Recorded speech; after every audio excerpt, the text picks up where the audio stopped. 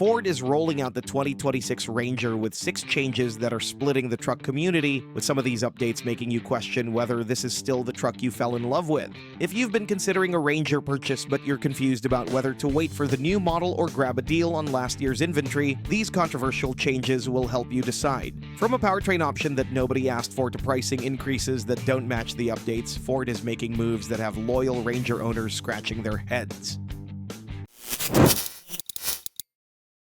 Number 6. Plug-in hybrid powertrain is coming.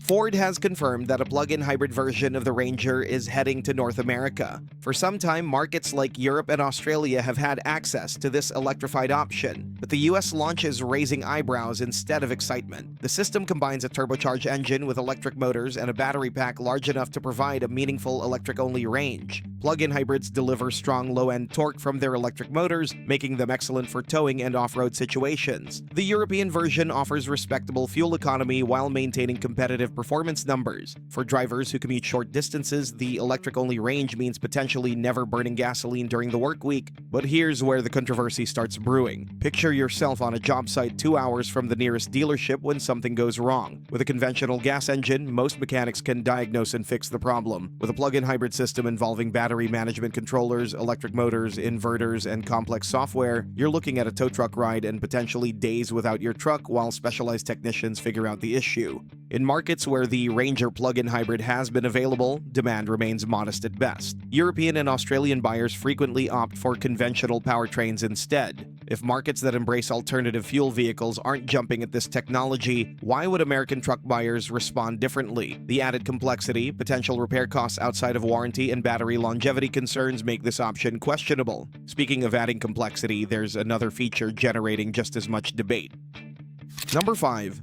Power moonroof arrives.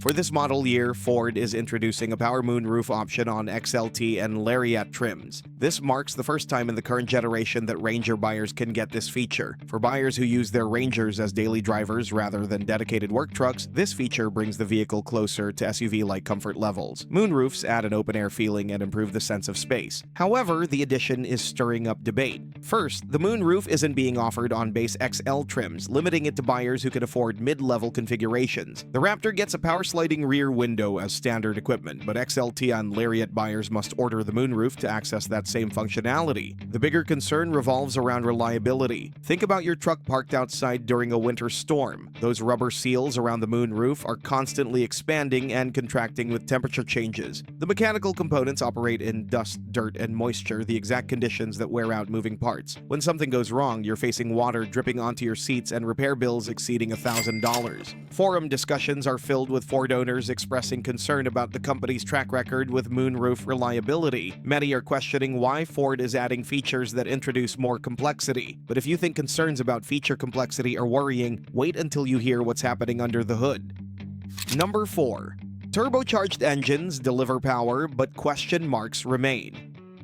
The 2026 Ranger continues with its 2 turbocharged EcoBoost engine options. The base 2.3-liter inline-4 pumps out 270 horsepower and 310 pound-feet of torque, while the optional 2.7-liter V6 delivers 315 horsepower and 400 pound-feet of torque. Both pair with a smooth 10-speed automatic transmission. From a performance standpoint, these engines are impressive. The 2.7-liter V6 offers the kind of grunt that makes pulling heavy trailers feel effortless. Fuel economy is competitive with rivals, especially considering the performance on tap, but current owners are voicing significant reliability concerns. Online forums are filling up with reports of carbon buildup on intake valves, a common issue with direct injection engines. The turbocharged configuration adds complexity, with turbochargers, intercoolers, and associated plumbing representing additional components that can fail. Owners are reporting wastegate rattle, oil consumption issues, and turbocharger failures at relatively low mileage. So the question isn't whether these engines are powerful. They are. The question is whether they'll match the bulletproof reliability that truck buyers expect. With minimal updates for 2026 and no indication that Ford is addressing reliability concerns, this controversy continues building. So the powertrain situation is causing headaches, but at least the technology inside is getting better, right? Not so fast. Number 3. Tech updates arrive, but is it enough?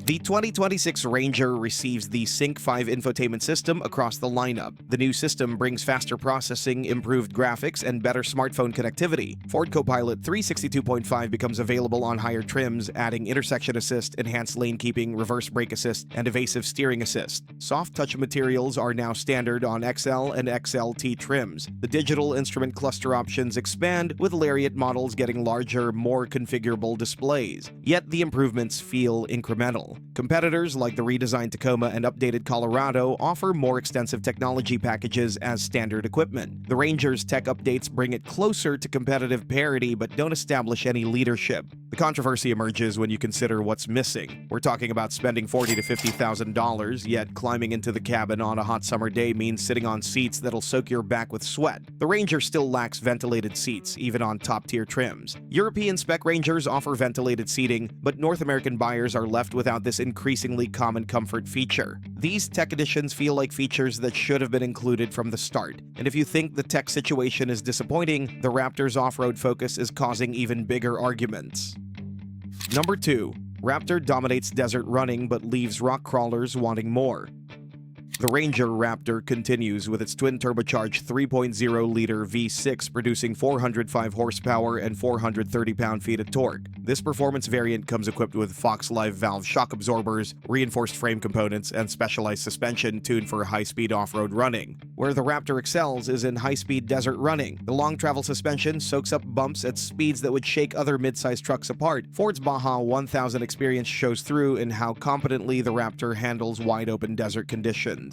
But here's the controversial part. The Raptor is narrowly focused on desert performance, largely ignoring the rock crawling that many off-road enthusiasts prioritize. Picture yourself navigating a narrow mountain trail with boulders on both sides. What you need is precise throttle control at walking speed and suspension that articulates to keep all four wheels grounded. What the Raptor gives you instead is a truck tuned for blasting across open desert at 60 miles per hour. Starting at approximately $60,000, the Ranger Raptor costs significantly more than the standard Ranger and competes with better technical trail credentials. You're paying a substantial premium for capabilities useful only in specific scenarios. Maximum towing drops to 5,510 pounds compared to the standard Ranger's 7,500 pound capacity, and payload falls to 1,411 pounds versus 1,805 pounds. Yet even with all these concerns, nothing is generating more heated discussions than the overall value proposition.